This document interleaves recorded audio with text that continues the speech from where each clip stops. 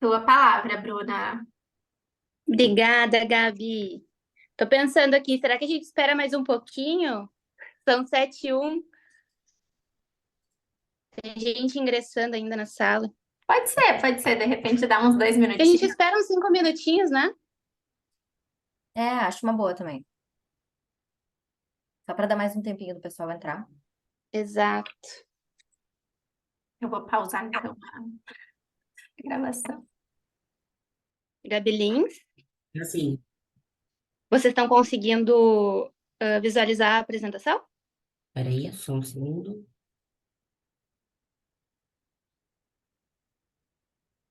Tudo certo. Tua Beleza, palavra, Bruna. perfeito. Boa noite, pessoal.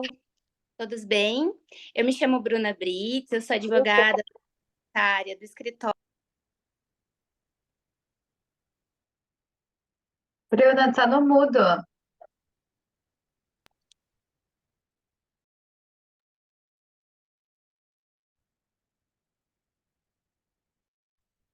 Vocês estão conseguindo me ouvir?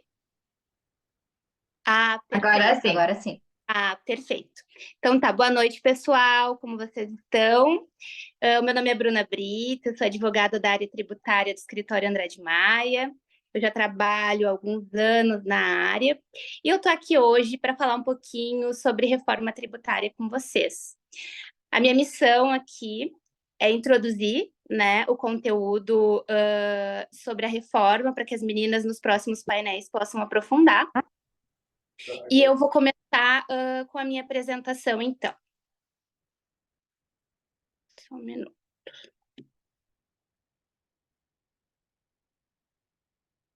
Então, vamos lá. Reforma tributária agora. Esse é o primeiro slide. Nesse slide, então, eu trago algumas capas de alguns jornais com notícias sobre a reforma tributária. Então, vamos lá. O que é a reforma tributária? A reforma tributária ela é um conjunto de alterações normativas que tem como objetivo alterar o sistema de tributação, alterar as normas tributárias, a fim de destravar o crescimento econômico do país, reduzir a complexidade na tributação, melhorar o ambiente de negócios e reduzir as desigualdades sociais e regionais. A reforma tributária ela já é discutida há mais de 30 anos no Brasil. Então, eu trago aqui, né, alguns jornais, algumas notícias do ano de 1995, 1991, ano de 2000, todas com notícias que falam sobre a reforma tributária. Me dei um minutinho só.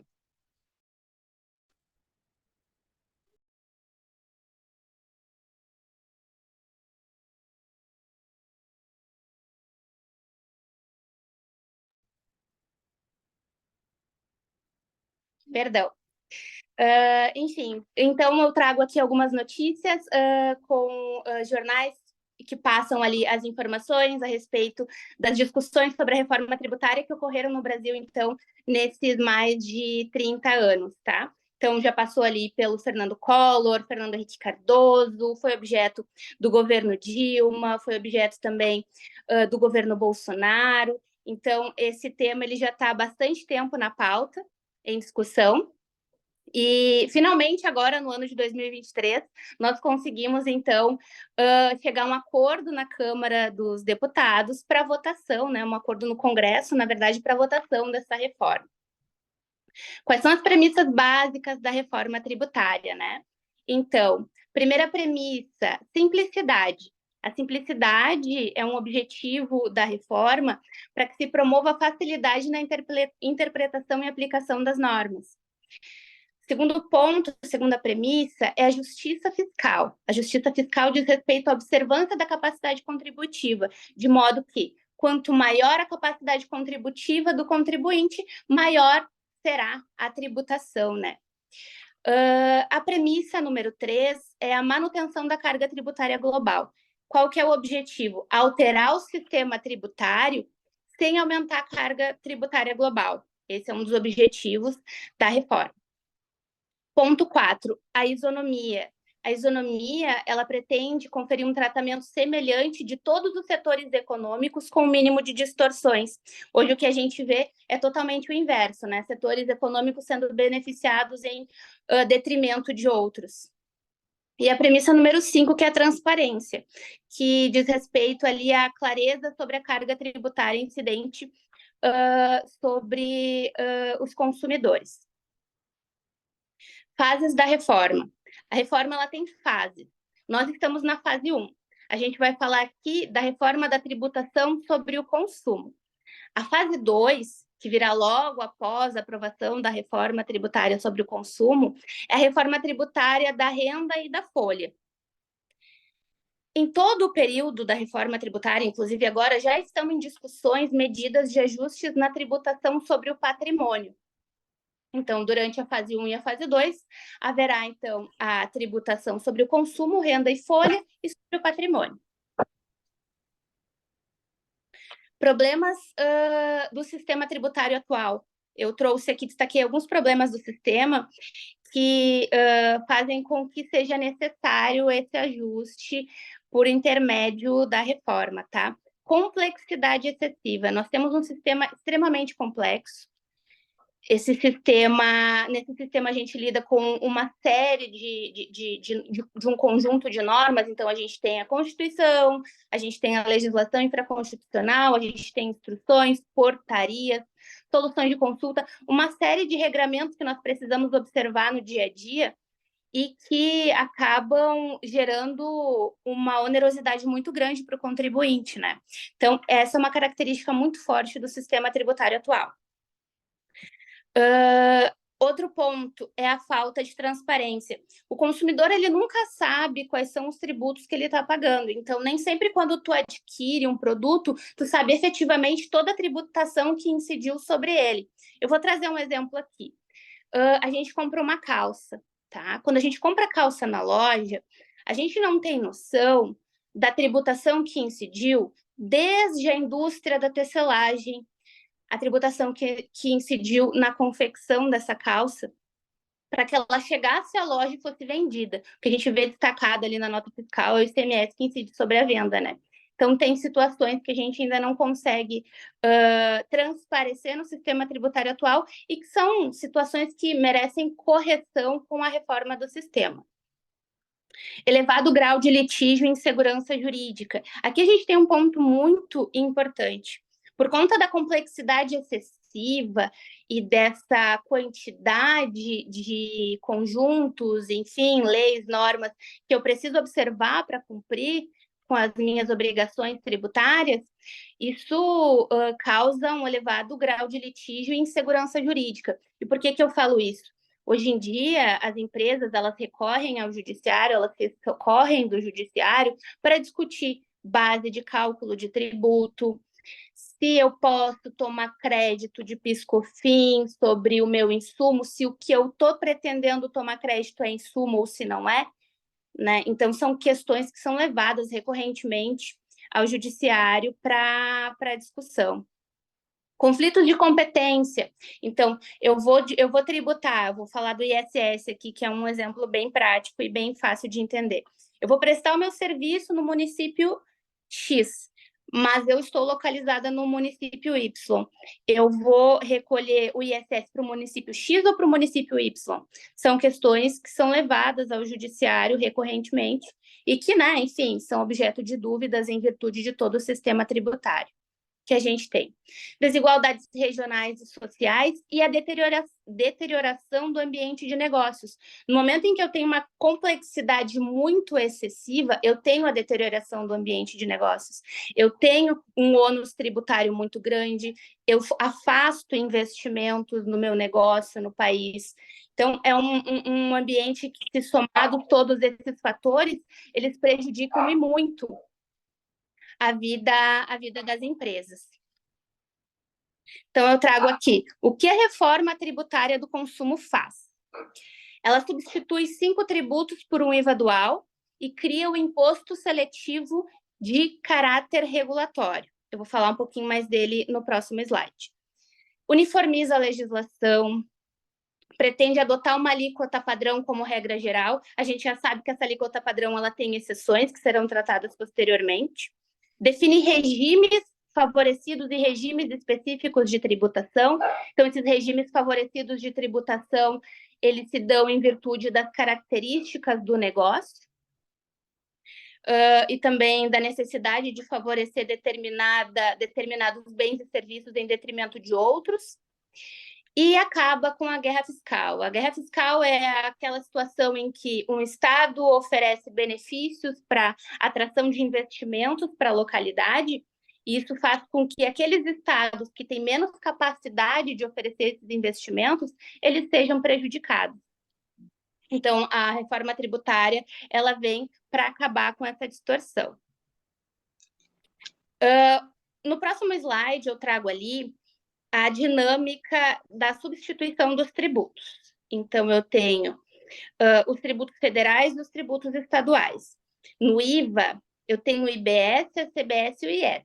Então, PIS, COFINS e IPI, eles serão substituídos pela contribuição sobre bens e serviços, que é uma contribuição de caráter federal. ISS e o ICMS, que são tributos estaduais, eles serão substituídos pelo IBS, que será administrado ali pelos estados e municípios em conjunto. E além do IBS e da CBS, eu tenho o imposto seletivo, que também é um imposto federal. E ele tem o objetivo de incidir sobre externalidades negativas. E o que isso quer dizer? Ele vai incidir sobre situações em que se requer a diminuição do consumo de certo bem. Aí eu trago um exemplo aqui bem prático e bem fácil de entender, que é a tributação do cigarro. O cigarro, provavelmente, ele vai atrair a tributação do imposto seletivo justamente para ajustar essa correção, né? No próximo slide, eu trago o período de transição. Então, faço um resuminho ali de como vai funcionar o período de transição. Hoje, a gente tem, então, ainda o ICMS, o ISS, PIS, COFINS e o IPI, e eles vão começar a ser substituídos pelos novos tributos. Então, em 2026, a gente tem a instituição da CBS, a alíquota de 0,9%, e o IBS, a alíquota de 0,1%. São as alíquotas que a gente chama de alíquotas teste. Em 2027, a gente vai ter a instituição da CBS com a alíquota de referência. Essa alíquota ela vai ser determinada pelo Senado via resolução. A princípio, essa determinação que ainda consta na PEC, se não for ajustado pelo Senado, né? E a extinção do PIS e da COFINS. PIS e COFINS são extintos em 2027.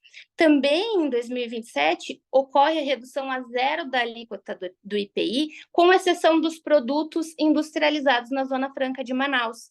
Por quê? O IPI ele vai ser utilizado por alguns anos ainda para garantir a competitividade da Zona Franca de Manaus. Então, ele vai ser zerado nas demais unidades da federação, mas se mantém para os produtos industrializados na Zona Franca. De 2029 a 2032, nós teremos a redução proporcional das alíquotas do ICMS e do ISS e dos incentivos fiscais. Então, eles serão graduados ali, reduzidos gradualmente, 90% em 2029, 80% em 2030, 70% em 2031 e 60% em 2032. Em 2033, a gente tem a extinção do IPI, do ICMS e do ISS. Aqui no próximo slide, eu trago aqui para ilustrar e também para a gente para ficarmos todos na mesma página, em que momento nós estamos e quais são os próximos passos. Então, no dia 7 de julho deste ano, a PEC 4519, que propõe a reforma da tributação sobre o consumo, ela foi aprovada na Câmara dos Deputados. No dia 5/10 de 2023, hoje, ela está em análise pelo Senado. Se o texto for aprovado no Senado, né, sem alterações, ele é promulgado. Agora, se o Senado fizer alterações no texto já aprovado pela Câmara dos Deputados, esse texto retorna para a Câmara para que a Câmara possa analisar, então, as alterações que foram feitas pelo Senado, e só após será feita a promulgação desse texto final, tá? Vamos ver. Uma outra informação importante. A expectativa é de que o texto da PEC, o texto preliminar da PEC, ele seja disponibilizado até o dia 20 de outubro, para que a reforma seja aprovada até o final deste ano. Mas essa é uma expectativa, né? Não tem garantia de que isso vai acontecer, uma vez que o cronograma do Senado ele foi alterado por diversas vezes já, né? Mas, enfim, esses são os aspectos introdutórios do tema, e os demais pontos serão apreciados nos próximos slides. Então, eu vou dar a palavra à minha colega Gabriela. E peço desculpas, porque o meu cachorrinho está no fundo aqui latindo, isso pode ter prejudicado um pouco a apresentação. Imagina. Obrigada. Obrigada, Bru. Bom, eu sou a Gabriela Peliciotti Lins, sou advogada também tributarista. Estou muito feliz de participar hoje desse evento com mulheres que são tão admiráveis, e prometo ser o mais simples possível para tentar explicar algo muito complexo que está demorando anos demais para acontecer. Como a Bruna disse, a PEC 45 de 2019, ela tem o objetivo, então, de promover a reforma da tributação no consumo no Brasil. Então, ela vai substituir 5 impostos, sendo que o imposto sobre a circulação de mercadoria e serviço, que é o ICMS, né? Então, ele incide sobre a venda de mercadorias e também a circulação, transporte de mercadoria intermunicipal. O ISS, que é um imposto que hoje é municipal, que ele incide, né, sobre serviço de qualquer natureza. Também o IPI, que é o imposto sobre o produto industrializado. Então, todo produto industrializado, ele tem a incidência do IPI hoje. Ele tem a competência federal. Também temos o PIS e a COFINS, né, que são contribuições também de competência federal. A ideia, então, é substituir essas várias incidências de impostos e contribuições que perseguem, né, a manifestação de renda, uma manifestação de capacidade contributiva, deixando ela de uma forma mais simples e também perseguindo o destino final, né, dessa renda. Teoricamente, porque hoje também, né, teoricamente, a gente estaria tributando o destino final dessa renda, mas a gente acaba sempre, na verdade, tributando a renda a empresas e em etapas anteriores, né? Então, ele seria, né, antes um IVA único, então era para substituir todos esses tributos por um único tributo, mas por causa da distribuição de renda dos nossos entes federados, ficou decidido que ele seria um IVA dual. Então, apesar de ser um IVA dual, vamos ver aqui que o IBS e a CBS, que é o Imposto sobre Bens e Serviços, ou seja, tudo, a base ampla, a gente vai ver tudo que for mercadoria, tudo que for serviço é tributado pelo IBS e pela CBS, eles vão incidir sobre o mesmo fato gerador, sobre uma, né, sobre uma mesma hipótese de incidência, mas por um ser de competência do Estado e também do município e o outro da União, eles terão uma divisão de como essa receita ela vai escoar para os entes públicos. Então, eles terão um fato gerador igual, uma base de cálculo. O que é o fato gerador? Né? O que está previsto na lei que incide ali essa hipótese de o imposto ser cobrado. A base de cálculo também, ou seja, sobre qual valor esse tributo ele vai incidir, né, esse IVA. O sujeito passivo, ou seja, quem tem que pagar esse tributo, quem é o sujeito que tem que pagar ou o responsável por pagar esse tributo. Eles vão ter regimes específicos diferenciados e favorecidos, que é o que está escrito. A gente ainda não sabe muito bem o que é cada coisa, né? A gente vai falar isso um pouquinho mais para frente, mas vão ser iguais para os dois. As regras de não cumulatividade de creditamento também serão iguais para os dois, e as hipóteses de não incidência e de imunidade também será igual para os dois.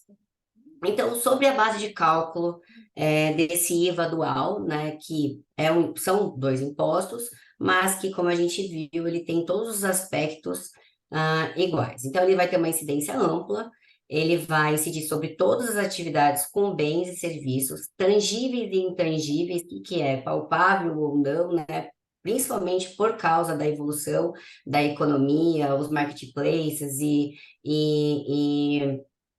toda essa economia digital, a evolução que a nossa antiga legislação, que é a atual, não conseguiu acompanhar a economia digital, inclusive a importação, eles estão ali sujeitos a esse IVA, então, não há incidência sobre a exportação. E aí esse IVA, né, que é o Imposto sobre Valor Agregado, ele é calculado sobre o valor agregado na venda de um bem ou um serviço, ou seja, eu comprei uma calça por R$ 100, eu vou revender ela por 120, sobre esse 20 que eu tenho aqui de lucro, esse IVA, ele incidiria. Então, é sobre o valor agregado, né? É o que eu ganhei aqui nessa operação. E aí, o cálculo por fora, que não sei se já chegaram a ouvir, esse IVA ele não irá compor a sua própria base. Hoje em dia, nós temos resquícios de tributos dentro do próprio tributo que a gente está pagando. Então, por exemplo, dentro de uma dessa calça de R$ 100, que eu comprei por 100 e eu vou vender por 120, o tributo é sobre 120, e se teve etapa anterior, ele vai incidir tributo sobre tributo, porque ele está dentro da própria base de cálculo. Então, hoje em dia, na PEC, hoje em dia não, na PEC, o que vai acontecer, né, com esse IVA? Ele é o cálculo por fora, ou seja, como você só pega o valor agregado, você, pegando o valor agregado, não tem resquício de tributo das etapas anteriores de produção, e ele não incide sobre a sua própria base. E aí a exclusão, nesse período que a Bru falou, que a gente vai ter de transição, a exclusão do CBS e do IBS, da base de cálculo do ICMS, do ISS, do PIS e da COFINS, do IPI, enquanto eles existirem, e também o contrário, ou seja, na base desse IVA não incidirá ICMS, ISS, PIS e COFINS. O sujeito passivo. A intenção aqui de simplificação e até de dirimir, teoricamente, né, dirimir os problemas de competência, litigiosidade, esse tributo ele será cobrado no destino, ou seja, por exemplo, eu compro uma mercadoria e ela é remetida, e eu estou, né, aqui em São Paulo e eu comprei a mercadoria de Minas. Aonde seria tributada essa mercadoria? Em Minas, saiu de Minas, ou aqui, eu que sou consumidora, né, estou comprando essa mercadoria? Será no destino, para não ter dúvida. E aí a repartição de renda é feita entre os estados de uma outra forma. Antes existia, por exemplo, a substituição tributária para a mercadoria, circulação de mercadoria, o ICMS, havia uma divisão de recolhimento entre o estado de destino e o estado de origem. Agora não, você vai recolher para o destino. O problema dessa qualificação de estado de destino ou local de destino é que ela virá em lei complementar, ela não estará, né, na Constituição Federal, e isso dá uma abertura preocupante de qual será essa qualificação de destino em si, né? Se haverá exceção, a gente sabe que teve bastante problema com o ISS nesse sentido, e aí há possíveis novos conflitos, mas a gente só realmente vai saber quando aprovada e se aprovada a PEC.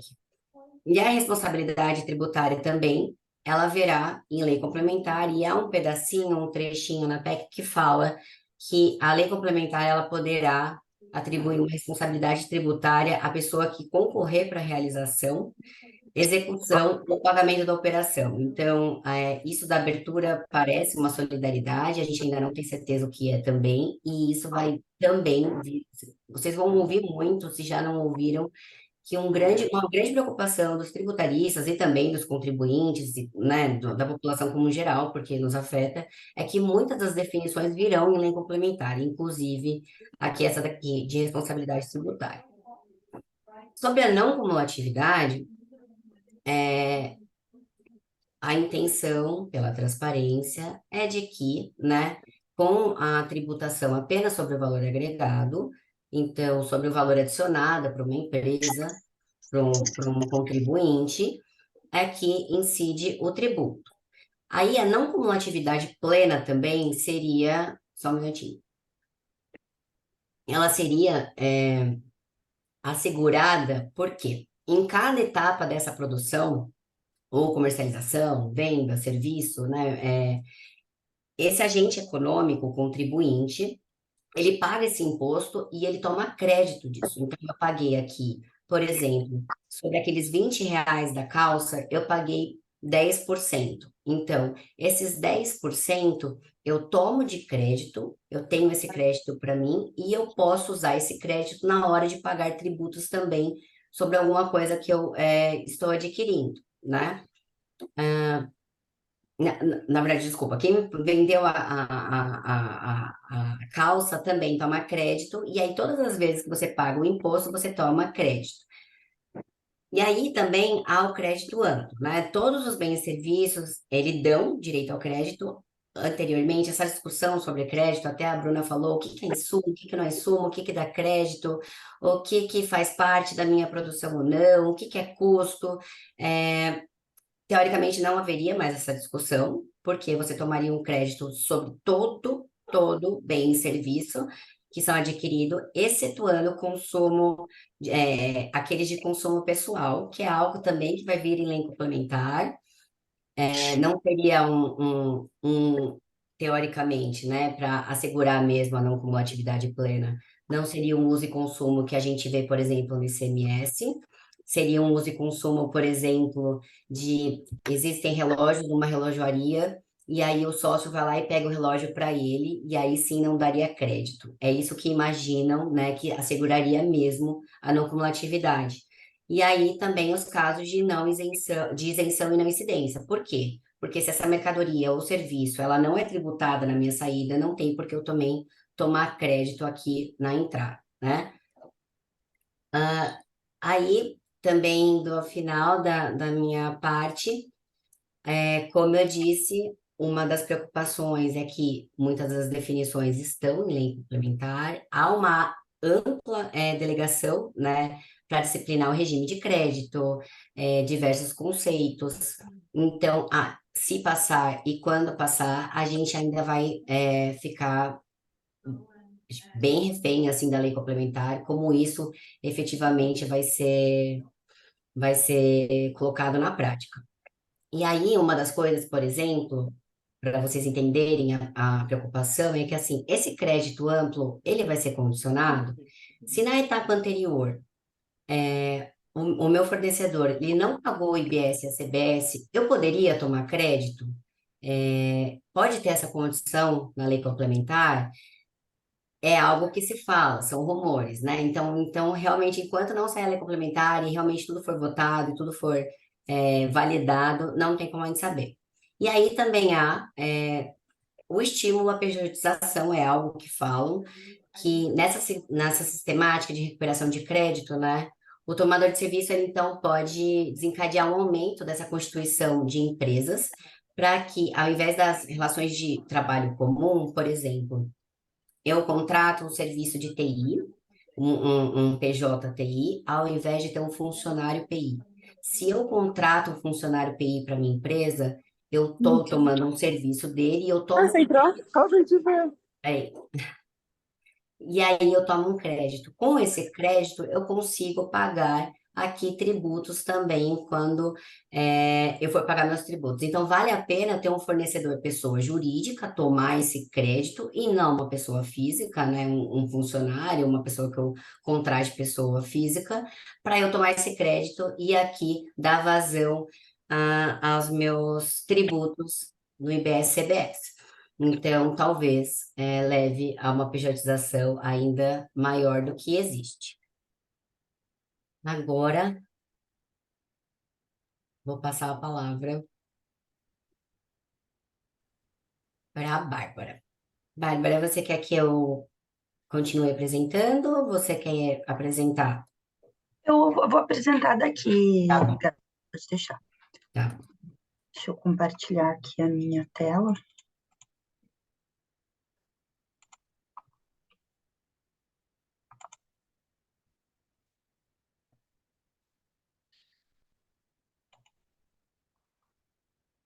Vocês conseguem ver a minha tela? Já estamos vendo, Bárbara. Bom, então eu começo dando boa noite a todos. Meu nome é Bárbara, sou advogada tributarista. Atualmente trabalho no escritório Teixeira Ribeiro Advogados. E estou muito feliz em estar hoje aqui conversando com vocês sobre reforma tributária, que é um assunto que tem chamado, né, tanta atenção agora, atualmente. Eu vou falar sobre as alíquotas e os regimes favorecidos ou diferenciados do IBS e da CBS, que são esses impostos, né, que as meninas explicaram que vão incidir sobre o consumo. A alíquota é o percentual que vai incidir sobre o preço do bem ou do serviço para o cálculo de quanto do imposto que vai ser pago. Então, a grande diferença, né, assim, da reforma da tributação do consumo, a meu ver, é essa questão da alíquota padrão, que vai ser uma única alíquota que vai se aplicar para todos os tipos de bens, de serviços. Vão ter algumas exceções que estão previstas no próprio texto da emenda, do projeto de emenda constitucional que está sendo analisado, mas serão só aquelas exceções, a princípio, né? E então a gente não vai ter a dificuldade que a gente tem hoje, que existe 1 milhão de alíquotas diferentes para produtos diferentes ou serviços diferentes, em que alguns setores acabam, inclusive, sendo favorecidos, né? Porque em alguns setores a carga tributária fica maior, em outros menor. Então, agora a ideia é distribuir a carga tributária de forma igual entre os setores. E até eu estava olhando, recordando, né, que teve, por exemplo, uma discussão muito grande envolvendo a Crocs, porque não se sabia se o Crocs era sapato de borracha ou sandália. E isso mudava a tributação, e, enfim, teve uma discussão enorme. Então, o que é isso? Como é que eu classifico esse produto? Então, esse tipo de discussão vai, a princípio, encerrar.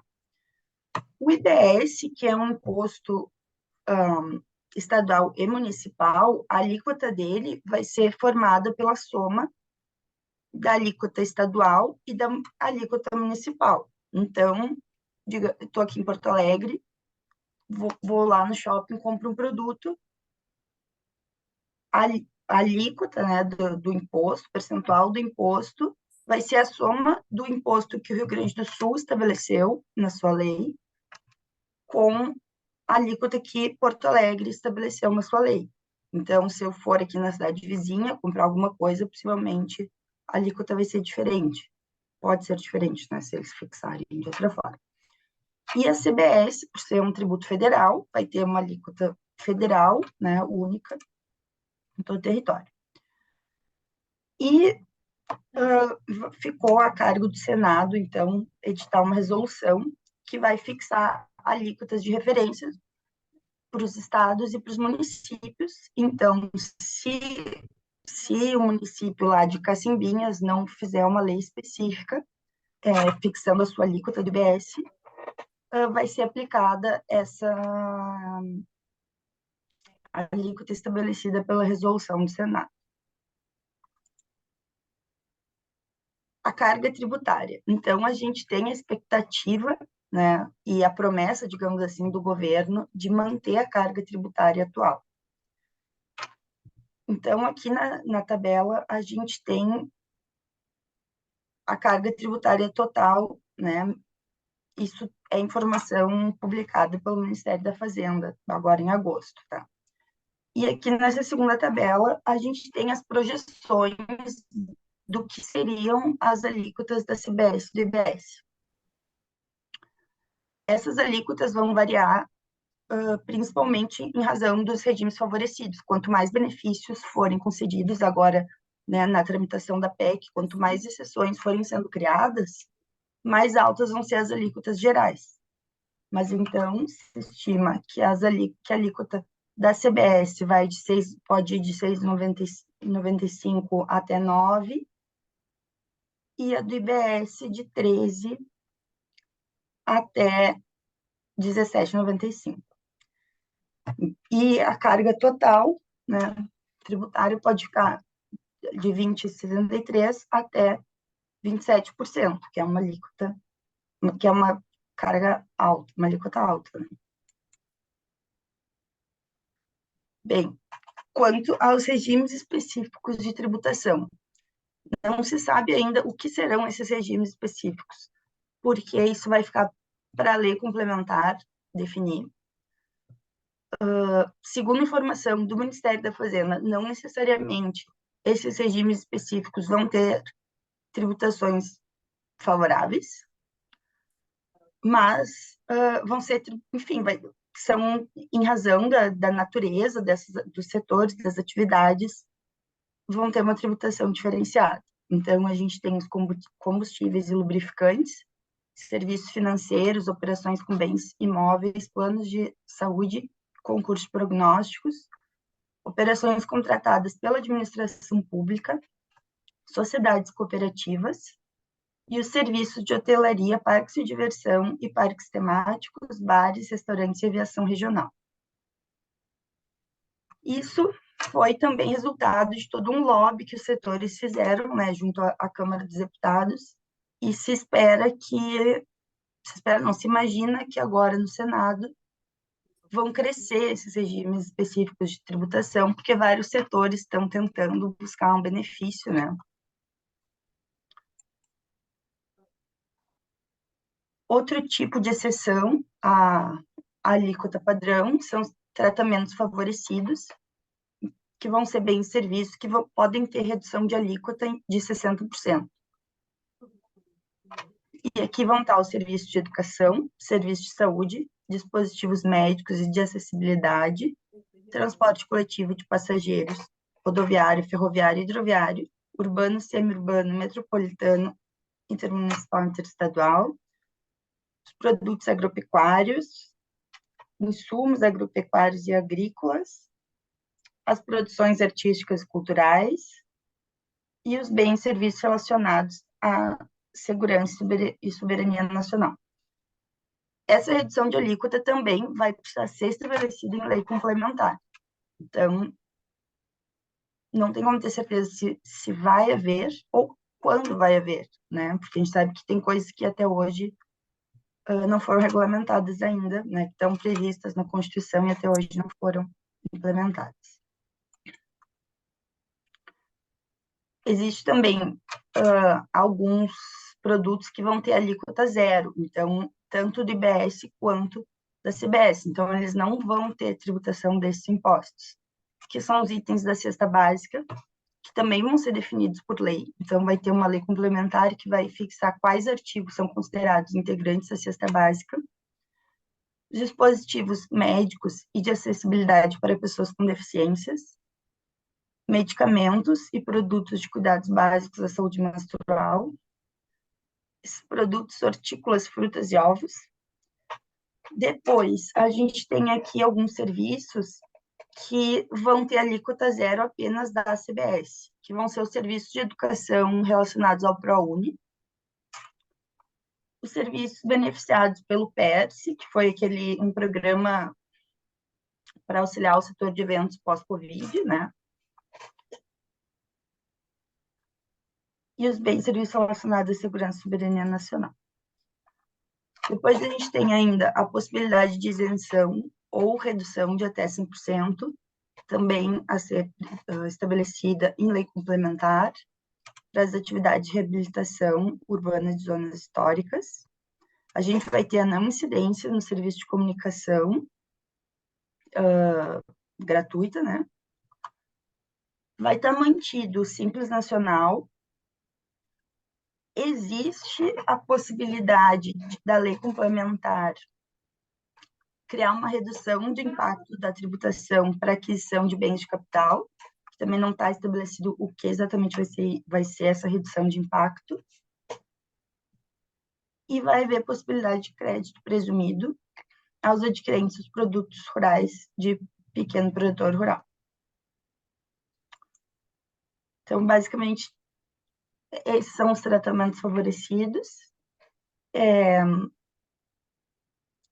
A gente vai depender ainda do que vai acontecer, né, no Senado e depois, quando forem editadas as leis complementares, né? Acho que ainda vai ter bastante discussão nesse assunto, a gente tem que ficar acompanhando.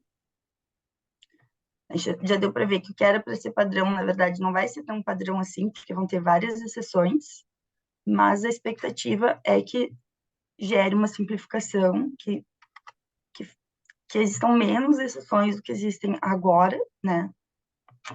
Não podem ser concedidos benefícios fiscais não previstos na PEC, e quando forem concedidos esses que estão citados, precisa ser uniforme em todo o território nacional, para evitar a guerra fiscal que a gente tem atualmente, em que cada estado dá um benefício diferente para tentar atrair a indústria para o seu estado.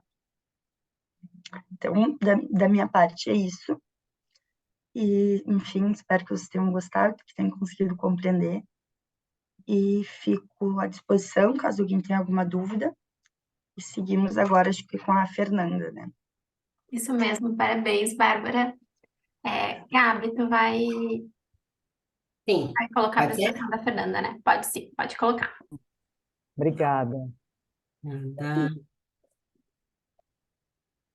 Vamos Bom, boa seguir. noite, todos e todas. Meu nome é Fernanda Pazello, eu sou sócia do Tosini Freire, também sou cofundadora do Women in Tech Brasil, estou no meu terceiro ciclo já como mentora aqui no Women in Law Mentoring. É um prazer participar hoje aqui com vocês desse evento, com esse título super desafiador, Reforma Tributária para Não Tributaristas. Provavelmente, eu diria que aprovar a reforma é um desafio, explicar sobre a reforma para quem, né, não conhece tanto de direito tributário é um desafio ainda maior.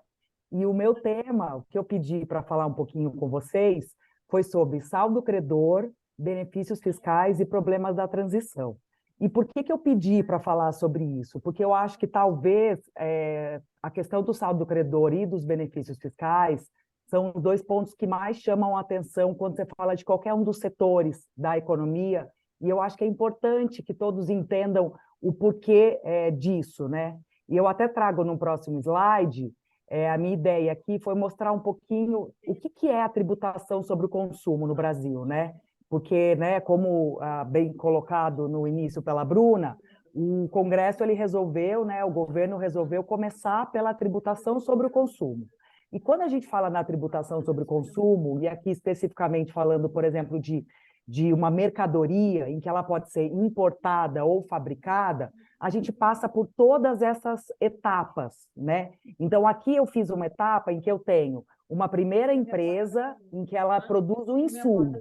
Ela vai vender o insumo para uma indústria, essa indústria vai fabricar um produto, vai vender pode ser para um varejo atacado ou mesmo para um distribuidor, e depois esse distribuidor vai vender para um consumidor final. E eu ainda tenho a situação, que é o número 1, de importação direto de um produto acabado pela indústria, ou mesmo de um insumo pela indústria, e também da própria exportação. Então, ou seja, a indústria, ao invés de vender no mercado interno, ela exporta. E daí a ideia foi mostrar que em todas essas etapas eu tenho os tributos incidindo sobre o consumo. Então, na importação, eu tenho o PIS/COFINS importação, o ICMS, o IPI.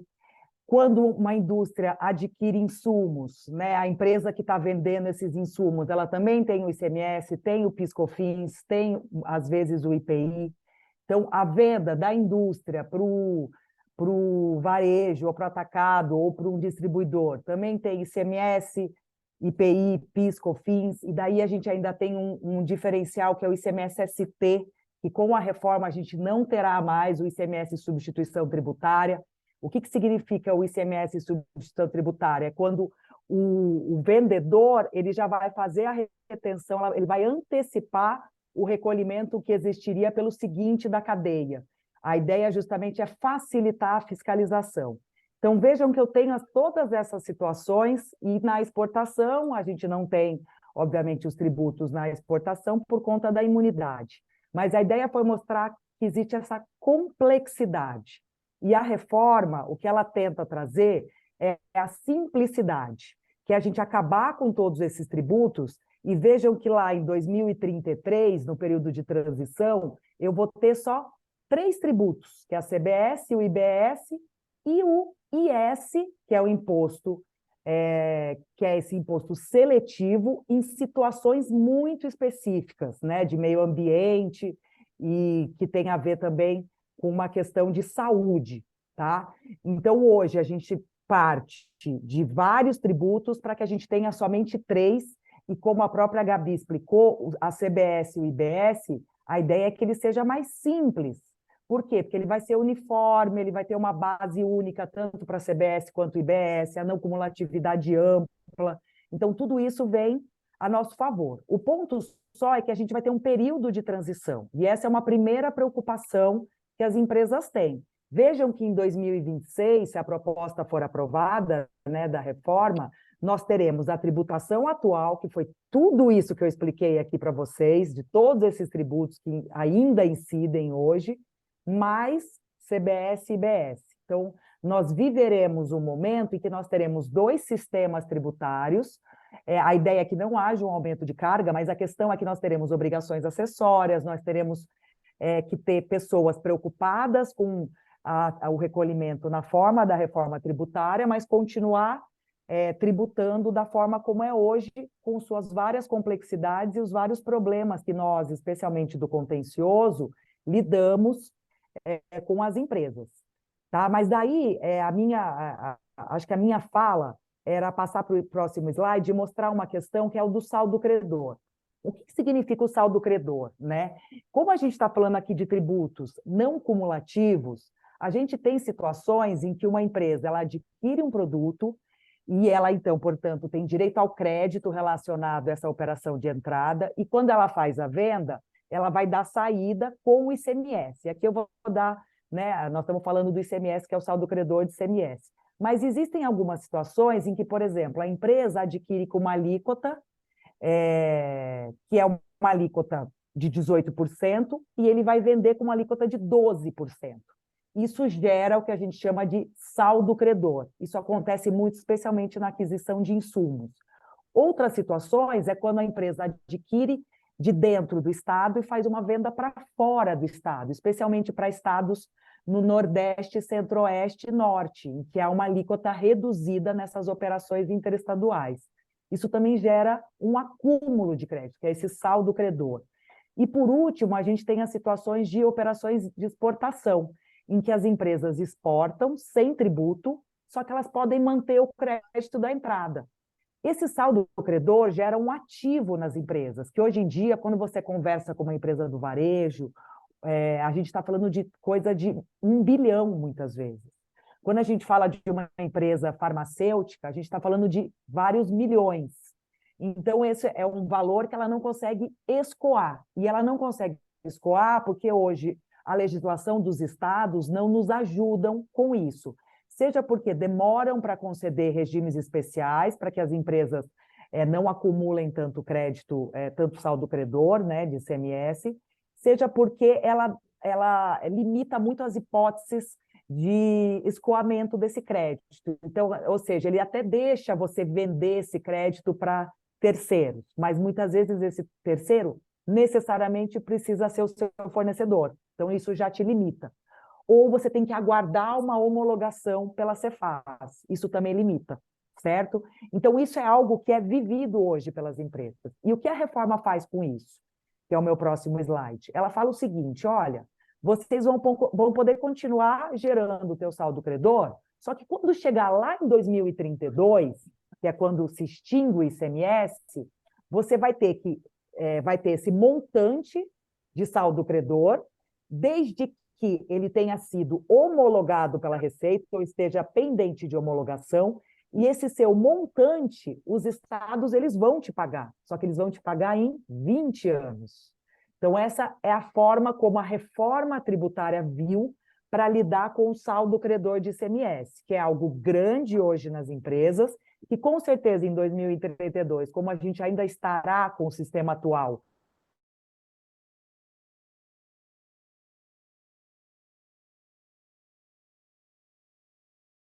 desenvolver, mas em 20 anos ele vai ser atualizado pelo IPCA, mas é dessa forma como eu vou lidar. Eu até vou permitir que seja promulgada uma lei complementar que defina a transferência desses créditos, ressarcimento, implementação de parcelamento, mas não sabemos como. Então, isso é algo que preocupa muito as empresas, tá?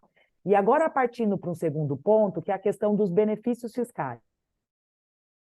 A Bárbara contou sobre todos os tratamentos diferenciados, tudo que se imagina que a gente deveria ter numa reforma. A ideia inicial é que a gente tivesse só o IBS e a CBS. Por quê? Porque, na verdade, a partir do momento que você traz tratamentos diferenciados, e aqui entram os benefícios fiscais, você acaba, muitas vezes, beneficiando alguns setores, tendo que aumentar a tributação sobre outros e trazendo essa complexidade para o sistema, né? Então, é justamente um pouco disso que eu coloco nesse trechinho que consta ali no parecer, que a ideia é, nós precisamos acabar com os benefícios fiscais, porque, de um lado, eles acabam impactando a carga tributária, e outras empresas precisam ser precisam ter uma carga mais elevada para que possamos, né, equilibrar com as demais que estão tendo uma carga menos, né? Mas, por outro lado, o que hoje nós temos dos benefícios fiscais? A gente tem um cenário de guerra entre os estados. E essa guerra ela tem a ver justamente com esses incentivos que são concedidos pelos estados. Muitas vezes são estados que estão em situação que eles precisam conceder os benefícios para que as empresas possam estar lá, se instalem nesses locais, muitas vezes construam as suas plantas, comecem a contratar empregados, mas são locais que dificilmente uma empresa escolheria, ela só escolheu por conta dos benefícios fiscais, que é o que acontece, por exemplo, com Pernambuco. Né? E o que acontece lá? Lá, a partir do momento que as empresas se instalam, elas têm benefícios fiscais, que vão desde isenção de ICMS, redução de base de cálculo, redução de alíquota, diferimento, postergação no pagamento do tributo estadual. Então, são várias situações que favorecem que as empresas estejam hoje nesses estados. Mas o que a reforma tributária quer fazer? Ela vai extinguir todos esses benefícios fiscais, certo? Então, daí já indo para o próximo slide, a concepção da reforma, a premissa dela é extinguir com esses benefícios fiscais, justamente para que a gente tenha um sistema mais simplificado.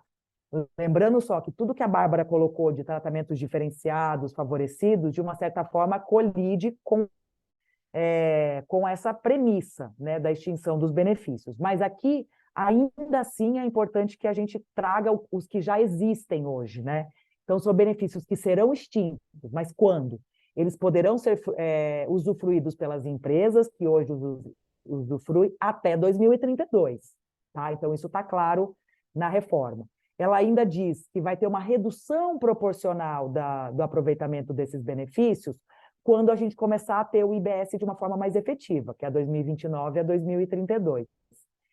E ela impede a prorrogação dos benefícios já existentes. Então, tudo isso está no artigo 19 da reforma, é algo que preocupa muito as empresas, e eu acho até que eu fiz um próximo slide, mas se eu não fiz isso, justamente. Então, como preocupa muito as empresas, é importante que a gente mostre quais são ponderações e impactos com relação a isso. O primeiro deles é de que a reforma, ela traz o princípio do destino. Então, a tributação se dará no destino. Então, a ideia é que não prejudique tanto essa questão. Porque a partir do momento que você tributa no destino, então os estados em que as empresas, que o consumidor final está comprando, é o estado em que efetivamente o tributo será arrecadado, né? Então, a ideia é que favoreça nesse sentido, porque hoje em dia o que a gente tem é a tributação na origem, então tributa-se onde está a indústria, né? Que é da onde sai o produto. Como um princípio do destino, a ideia é que não haja tanto impacto com relação a isso. A outra questão é que a reforma traz o Fundo Nacional de Desenvolvimento Regional, que é justamente uma forma de, pensando naqueles estados que eu comentei do slide anterior, que a gente possa ajudar esses estados, né, para que a União Federal possa aportar recursos a esses estados, já que provavelmente, daí eu vou para o meu último ponto ali, retorno das empresas para os grandes centros, porque é o que vai acontecer. É bem provável que, por conta de logística, se as empresas não tiverem mais esses benefícios fiscais naqueles estados, que são estados mais distantes, elas voltarão para São Paulo, voltarão para estados aqui de Sul e Sudeste, tá? Então, como que a gente arruma isso? Com o Fundo Nacional de Desenvolvimento. Ele é uma boa ferramenta? Deveria ser, mas a gente ainda não sabe ainda o equilíbrio de tudo isso. Então, por isso que nos preocupa, porque nesse momento o que a gente sabe é que provavelmente os estados perderão as empresas que hoje estão lá, mas eles precisam de alguma forma ser recompensados. Então, a reforma fala muito sobre isso também. Acho que esses eram os meus pontos com relação à reforma tributária. Obrigada. Obrigada, Fernanda. Agora a Lara entrará com seu tema. Boa noite, gurias. Não sei, Gabi, tu consegue passar os meus aí também? Consigo. Tá, perfeito. Agora, meu nome é Lara, eu sou advogada tributarista também, aqui em Porto Alegre, e eu vou falar um pouquinho sobre o imposto seletivo, que além do IVA dual, que foi mencionado pelas meninas antes, a reforma tributária também previu a criação desse novo tributo, que é o imposto seletivo, que vai incidir sobre a produção, comercialização ou importação de produtos prejudiciais à saúde e ao meio ambiente. Bom, segundo a proposta, o objetivo desse tributo é desestimular o consumo de determinados bens. Qual é o objetivo? Primeiramente, é necessário verificar que o objetivo de se criar um imposto seletivo no nosso ordenamento jurídico é promover ou limitar a circulação de determinados bens ou serviços, induzindo o comportamento dos contribuintes por meio dessa tributação.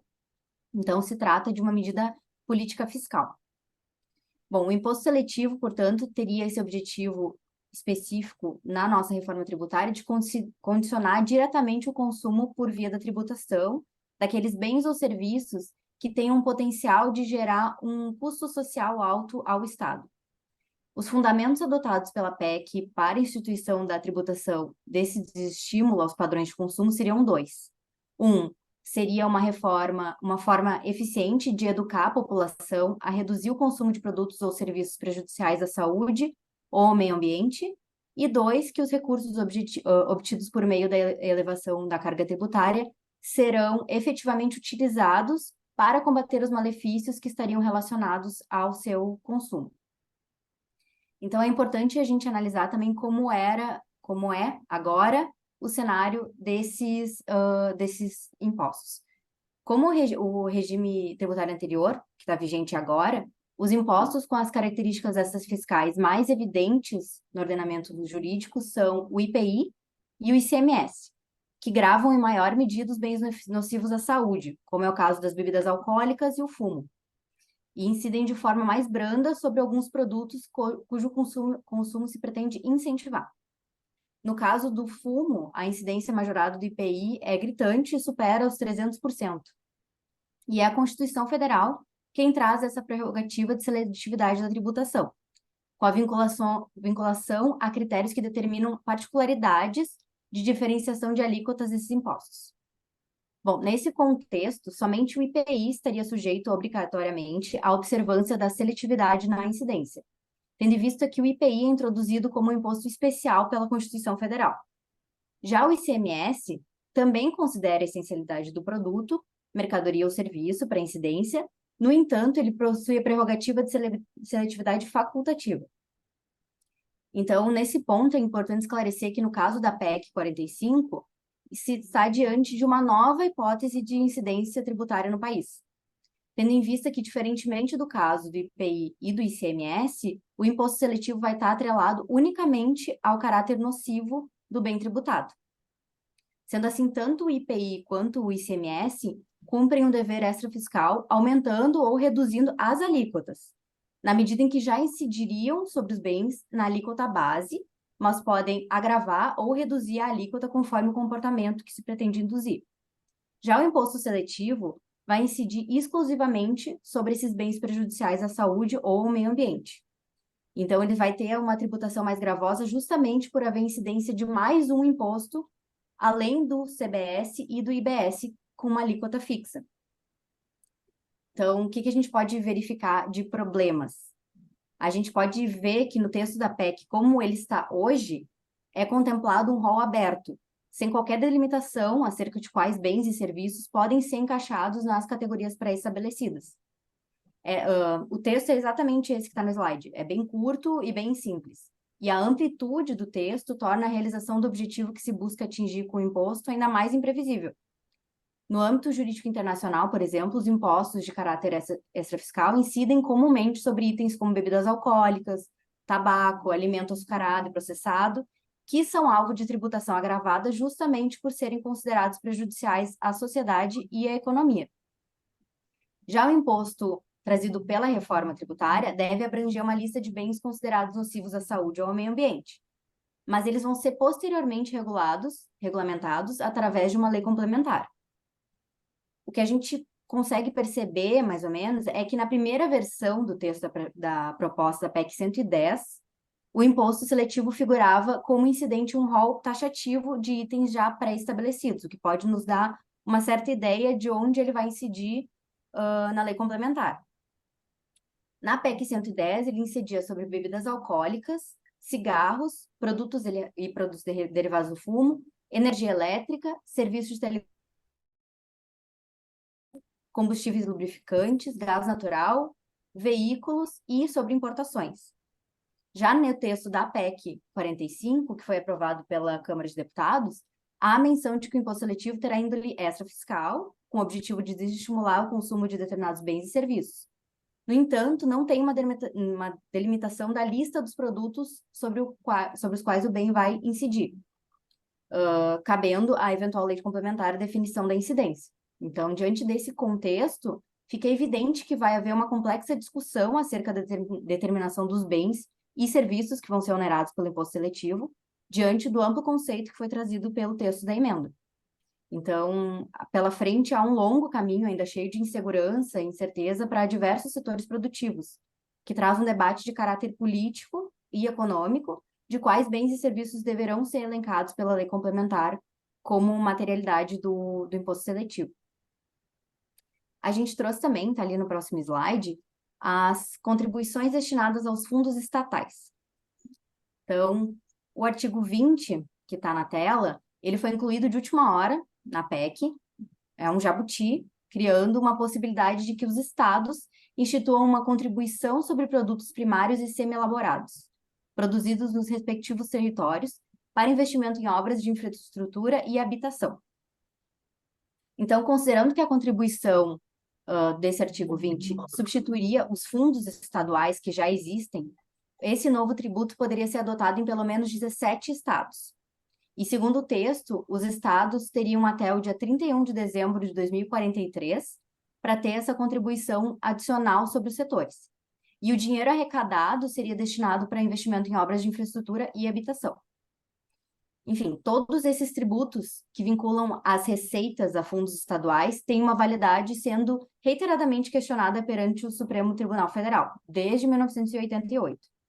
É importante destacar que esse artigo, tal como exposto agora na PEC, ele ressuscita um debate antigo acerca desse tema, que também já tinha sido discutida no início da Constituição Federal, pois a Constituição previa essa possibilidade dos estados cobrarem ICMS sobre a exportação de produtos semi-elaborados. Então, a redação da PEC, assim como a primeira redação da Constituição, criou um paradoxo ao permitir que os estados tributassem o comércio exterior, tornando as exportações mais caras e não competitivas no mercado internacional, prejudicando o país como um todo. Esse contencioso, que só foi encerrado com a Lei Candir, que foi trazida em 1996, impediu que os estados tributassem as exportações só nessa data.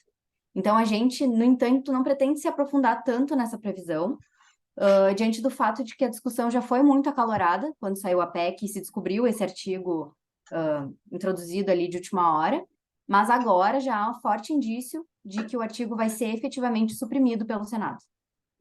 Então, era isso que eu tinha para trazer. Não sei se alguém tiver alguma dúvida, também a gente fica à disposição. Agora eu passo a palavra Para mim. para casa. Obrigada, viu, Lara? Muito bom te ouvir. Deixa eu compartilhar minha tela aqui com vocês.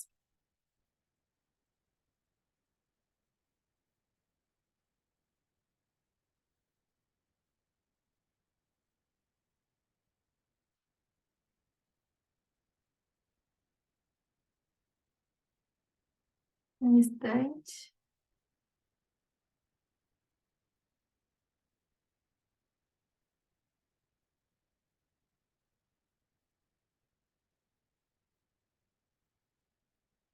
Bom, vocês estão vendo já a tela? Sim. Ótimo. Bom, então, muito boa noite a todos. Eu me chamo Gabriela Franzoi.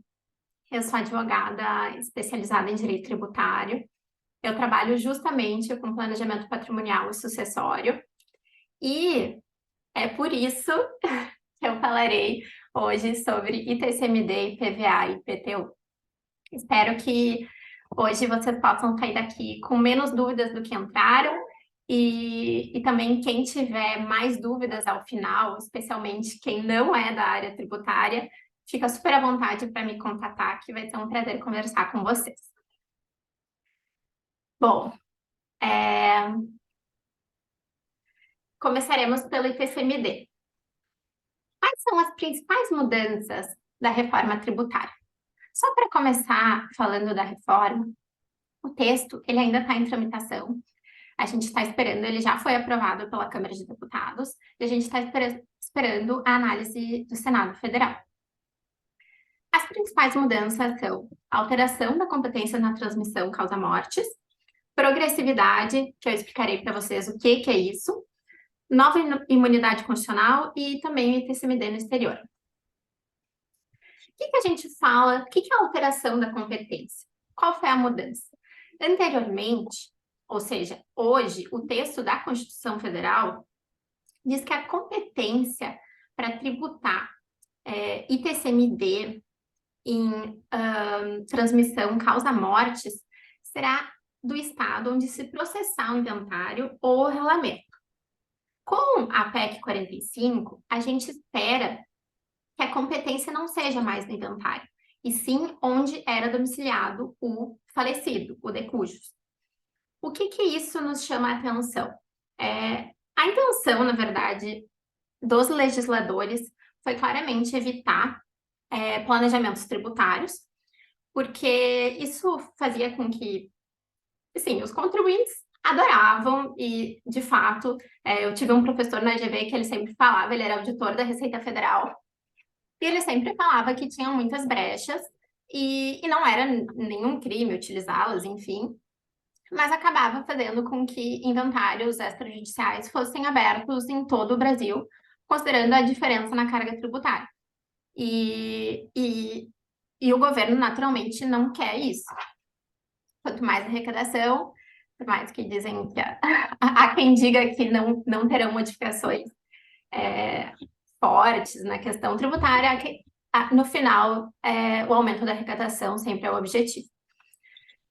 Falando sobre a segunda alteração e mudança, e talvez a mais relevante também, é a questão da progressividade. Atualmente, os estados eles podem decidir o que eles querem. E o que é a progressividade? A progressividade significa que a base de cálculo do imposto, ela vai alterar considerando o valor dela. Então, assim, digamos que o bem, quanto quanto maior for a doação, maior o imposto ele seria tributado. Então, o que que acontece? Hoje, tem estados que têm alíquotas progressivas, como no Rio Grande do Sul, e tem estados que têm alíquotas fixas, como em São Paulo. E qual que é a mudança aqui? A mudança aqui é que o texto, ele torna essa progressividade obrigatória. E o texto, como vocês podem ver até ali no tópico mudança, ele fala no inciso 6º que será progressivo em razão do valor da transmissão ou da doação. Isso até torna uma discussão um pouco maior para saber, bom, mas vai ser em razão do valor da transmissão total, vai ser só do quinhão, porque já tinha essa resolução do Senado anterior que falava que seria em função do quinhão, mas quais são os pontos de relevância aqui e de maior atenção agora? A intenção de colocar a progressividade é para realmente fazer jus ao princípio da capacidade contributiva, onde aqueles que podem contribuir mais devem contribuir mais. Então, tem também o intuito arrecadatório. E qual que é a questão aqui? Hoje, os estados, eles podem aplicar, no máximo, a alíquota de 8%. Seja progressiva a alíquota, seja a alíquota fixa. Porém, com essa, vamos chamar de brecha, inclusive já tiveram iniciativas agora, tem projetos de lei tramitando, inclusive projetos que queriam aumentar para 16% a alíquota de TCMD. Até justificativas são de países no exterior, que cobram 40% de TCMD e tudo mais.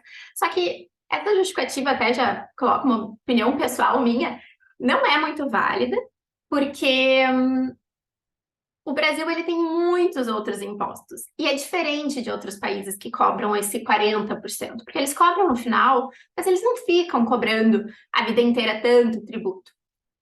Mas isso é uma opinião pessoal. E até aqui nesse próximo slide eu coloco para vocês darem uma olhadinha, título total de curiosidade, como é que funciona nos estados. Tem até o Piauí, que tem tanto a progressiva para herança quanto a fixa para doações. Outras duas mudanças no ITCMD, criou-se uma imunidade constitucional. Quando a gente fala que não haverá incidência de um imposto na Constituição, a gente chama de imunidade. Quando a gente estiver falando, isso é para os não tributaristas, quando a gente estiver falando de isenção, é porque foi o Código Tributário Nacional que permitiu a não incidência do imposto. Mas aqui a PEC ela traz a imunidade nas transmissões e doações para instituições sem fins lucrativos com finalidade de relevância pública e social. Qual é o ponto de atenção aqui? Não é definido no texto da PEC quais são essas instituições. Então, também acho que tem uma lacuna aqui, que na minha opinião seria importante definir, mediante lei complementar, quais seriam essas atividades de relevância pública e social. E também acho que essa alteração acaba gerando um fomento muito grande para novas estruturas de planejamento tributário, que foi que em um outro tópico o fisco quis evitar. Então, acho que tem essa, não sei, um pequeno problema, assim. O outro ponto é a questão do ITCMD no exterior. Vocês devem ter visto o julgamento no passado, do tema 865 e tudo mais. No substitutivo da PEC, eles trazem a autorização dos estados cobrarem o imposto sobre doações realizadas por residente no exterior e sobre heranças deixadas por falecido no exterior ou inventários processados no exterior, mesmo que assim, é bem, digamos assim, esquisito, mesmo que pendente de edição de lei complementar sobre a matéria. Então, depois os estados terão que fazer a lei complementar, sim, mas enquanto isso, já poderia ser, se for aprovada, os estados já vão poder cobrar o ITCMD também sobre essas doações. Agora a gente passa, só ver aqui o tempo. Agora a gente passa para falar sobre o cenário de discussão do IPVA, que é o Imposto sobre Propriedade de Veículos Automotores, que todos vocês já conhecem. Atualmente, o IPVA ele tem alíquotas mínimas fixadas pelo Senado também, e elas são diferenciadas em função do tipo e utilização. O que o texto da PEC traz? Ele acrescenta também que o IPVA ele pode ter essa diferenciação em função do valor e do impacto ambiental. Por quê? Eles querem novamente beneficiar aqueles que, bom, têm carros não tão poluentes e tudo mais, e daí trouxeram esse dispositivo. Também tem também a ampliação da base de incidência do imposto. Então, assim, originalmente o IPVA ele não incidiria em veículos aquáticos ou aéreos, e o texto trouxe essa incidência. Tudo bem que tem várias exceções, a maioria em função de questões de, bom, veículos automotores aquáticos de pesca, esses não vão incidir e tudo mais, tem tudo isso, mas realmente, novamente, tem o intuito de arrecadação aqui. E aqui fica também o questionamento, né? Será que seria o momento de aumentar a arrecadação por meio de um IPVA para veículos aquáticos e aéreos? Porque eles já têm uma fiscalização e taxas altíssimas. Então, aquela questão de, bom, mas os super ricos têm lanchas e tudo mais, estão pagando pouco imposto, às vezes não é bem assim. Eles já pagam de outras formas. E, bom, o meu lado que já atuo com as reclamações sobre isso acaba ficando mais forte quando eu falo sobre isso. E uma outra modificação também do IPVA foi que o produto dessa arrecadação ela vai ser dos veículos aquáticos e aéreos, vai ser metade dos municípios e dos estados, e também vai ser para veículos automotores, permanece o estado onde o veículo é licenciado. Aí aqui eu coloquei alguns pontos de atenção, mas eu já falei brevemente no outro slide. Agora a questão do IPTU. O IPTU também chama muita atenção, porque o texto da PEC, ele traz uma inovação que, de certa forma, afronta o princípio da legalidade. Então, assim, o que o texto da reforma ele traz? Ele traz que o Poder Executivo Municipal, ou seja, o prefeito, ele poderia atualizar a base de cálculo do IPTU conforme critérios fixados em lei municipal ou seja, não precisaria da antiga lei, com todas as votações da Câmara Legislativa atualmente. Ela poderia ser alterada, a base de cálculo, meramente por decreto do prefeito. Por que isso é ruim? Porque isso fragiliza a representatividade do Poder Legislativo e também o controle das contas públicas. E isso acaba também criando como é que eu posso dizer, uma insegurança jurídica aos contribuintes. E, bom, acho que é isso. Acho que algumas considerações finais. Acho que em alguns tópicos da reforma tributária pode ser que os valores se assemelhem ao que a gente já tinha, mas não há garantia de manutenção da carga tributária em relação ao ITCMD, IPVA e IPTU que eu conversei aqui com vocês. Muito pelo contrário. Essas alterações, elas provavelmente resultarão em elevação do ônus tributário sobre a sociedade, e o que eu tenho visto muito é que esse momento ele acaba se tornando uma oportunidade para quem já sabe que vai querer doar um imóvel para um filho e tudo mais, para fazer esse adiantamento de doação e não ficar à mercê das eventuais novas alíquotas que possam surgir. E acho que é isso. Quem tiver alguma dúvida, depois podem me chamar no LinkedIn ou aqui no chat, que vai ser um prazer, e foi um prazer conversar com vocês. Agora eu vou passar a palavra para a Tainara. Obrigada. Obrigada eu. Você vai continuar esse ou esse só é o teu? Eu vou parar o meu. Peraí. Pronto, pode colocar o seu, Tainara. Ótimo. Vocês estão conseguindo ver minha tela? Aquela pergunta clássica. Então tá bom. Boa noite a todos e todas. Primeiramente, gostaria de agradecer a oportunidade, parabenizar os organizadores do evento por esse debate da reforma tributária. Meu nome é Tainara, eu sou contadora, especialista em Direito Aduaneiro e Comércio Exterior Brasileiro e Tributação Internacional. Eu trouxe bem de forma resumida, eu não tenho a intenção realmente de esgotar o tema sobre impostos na importação e os benefícios fiscais, principalmente os regimes aduaneiros, como eles encontram dispostos na reforma tributária. Então, conforme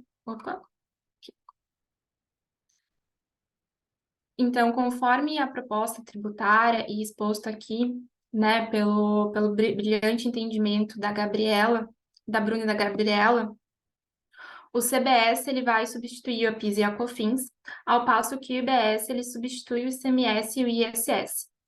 No que tange aos tributos aduaneiros da importação, permanece as taxas, né, aduaneiras, a taxa Sescomex e outras, e o adicional de marinha mercante e o imposto de importação. Sobre imposto de importação, não há qualquer menção no texto sobre a revogação da TEC, que é a nossa tarifa externa comum, até porque a TEC ela advém de um acordo com o Mercosul sobre as alíquotas. Então, a gente sabe que alterar um acordo internacional é muito difícil, então a reforma tributária ela não abarcou esse ponto. E conforme as meninas também já tinham dito, permanece a imunidade tributária sobre as exportações, que hoje consta na Constituição.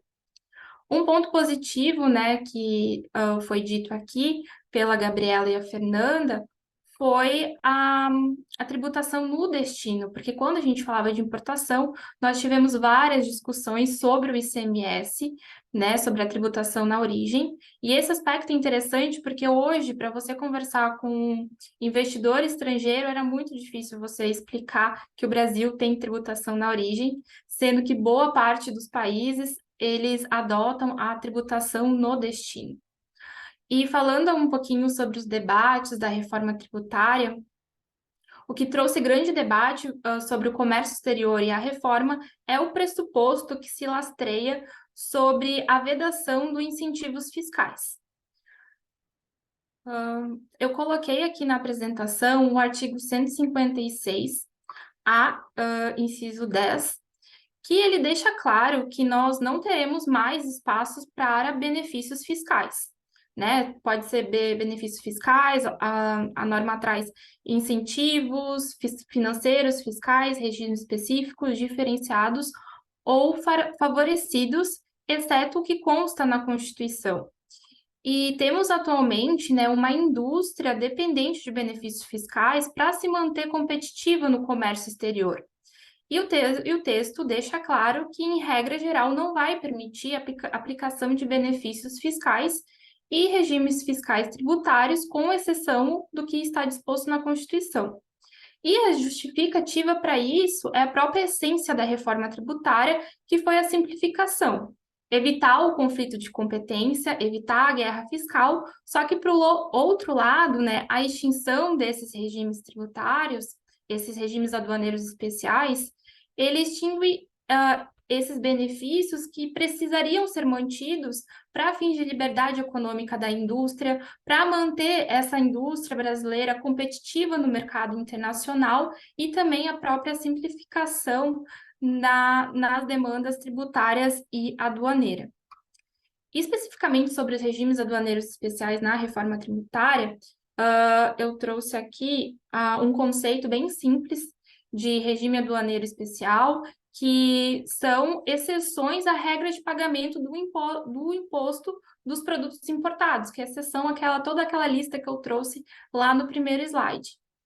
E a reforma tributária, né, para falar um pouco sobre os regimes aduaneiros e a discussão na reforma tributária, a gente precisa voltar lá na primeira fase da reforma, que ocorreu uma emenda ao texto. Houve alteração do artigo 15A, e aonde houve a inserção do inciso 9º, que o objetivo, né, na Câmara na época era a competitividade das zonas de processamento de exportação. Essas zonas de processamento à exportação são áreas livres do comércio exterior que são destinadas à instalação de indústrias para produto exportado. Então, foi inserido o inciso 9, que prevê a hipótese de diferimento do imposto aplicável aos regimes aduaneiros especiais e essas zonas de processamento de exportação. Não vou entrar em detalhes sobre a inconsistência aqui do legislador na palavra deferimento, porque quando a gente diz sobre regimes aduaneiros especiais, deveria ser suspensão, mas o ponto que eu trago aqui é que existe previsão hoje na reforma tributária para ser mantido os regimes aduaneiros. Só que, né, sempre tem um só aqui, o texto ele prevê que a lei complementar irá dispor sobre o tema e como vai funcionar a aplicação desses regimes aduaneiros especiais. E isso, né, conforme já foi debatido aqui pelas outras palestrantes, já acaba gerando uma problematização em relação ao processo legislativo que a gente sabe que é moroso. E então a gente vai ter por um tempo uma limitação da aplicação dos regimes aduaneiros especiais até que seja promulgado a lei complementar para que as empresas efetivamente possam aplicar esses regimes. Para finalizar aqui, eu não trago uma afirmação, só que eu trago uma problematização que vem crescendo, né, nos artigos acadêmicos, nas rodas de conversa sobre comércio exterior, que até foi um artigo recente tem do professor Tales, que como que ficam os demais tratamentos tributários que nós temos, que são correlatos ao comércio exterior, só que eles não têm essa classificação de regime aduaneiro especial. Então, como exemplo que nós temos hoje de programas específicos, nós temos programa específico para a indústria de acetona, fertilizante, óleo diesel, regime especial para aeronáutica e que não estão abarcados hoje pelo inciso 9º, artigo 156-A da reforma tributária. Então, eu deixo aqui a minha provocação sobre o tema. Precisamos aguardar, né, essa tramitação da reforma tributária, a escrita, né, da lei complementar, para verificarmos, né, como que esse legislador ele vai dispor sobre regimes específicos e como vai vir descrito na lei complementar como que vai funcionar os regimes aduaneiros especiais. Esse foi o debate que eu quis trazer sobre importação e regimes aduaneiros. Eu espero que vocês tenham compreendido um pouco mais sobre o tópico e caso tenha alguma dúvida, eu fico à disposição. Muito obrigada. Muito obrigada, Tainara. Muito obrigada a todos. Todas as painelistas, parabéns. Foi muito, muito bom ouvir todas. E obrigada a todos também que ficaram até aqui conosco. Foi um prazer dividir essa noite com vocês. E eu espero que estejamos juntos no próximo evento também. Obrigada, pessoal. Boa Obrigada. noite. Muito obrigada Boa pela presença de todos. Precisando, a gente está à disposição. Obrigada.